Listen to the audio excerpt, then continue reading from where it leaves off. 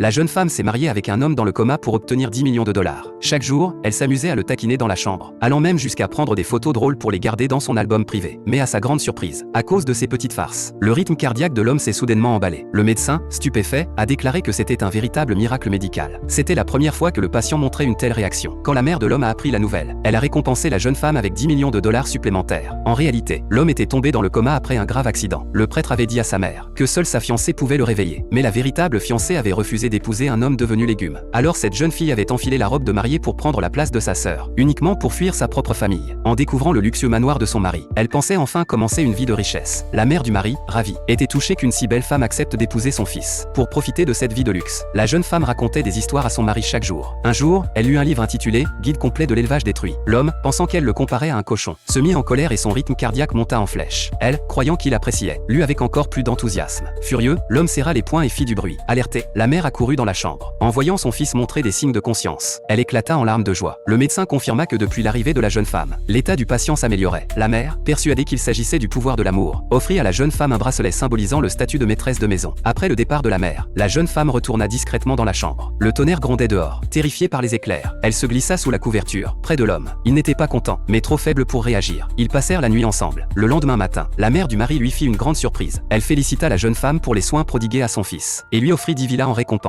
C'est alors que la famille de la jeune femme arriva à l'improviste. Ayant appris qu'elle vivait dans le luxe, ils voulurent révéler qu'elle s'était mariée à la place de sa sœur. Elle admit la vérité, disant qu'elle n'était pas la vraie fiancée, car sa sœur avait refusé d'épouser un homme dans le coma. En entendant cela, la mère du mari fut scandalisée, les traitant d'hypocrites. Soudain, la domestique arriva paniquée, annonçant que l'homme avait recraché du sang. La mère pensa d'abord que ce n'était rien, mais en voyant les taches sur les vêtements de la domestique, elle s'évanouit. La belle-mère accusa la jeune femme de ne pas avoir pris soin de son mari, aggravant ainsi son état. Le frère cadet du mari crut la belle-mère et demanda à la jeune femme de divorcer. Désespérée, elle prit le stylo pour signer les papiers. Mais soudain, une voix retentit à l'étage. Avant que quiconque ne comprenne, l'homme descendit lentement l'escalier, s'approcha d'elle et la serra dans ses bras en disant « C'est la voix de ma femme qui m'a réveillé. »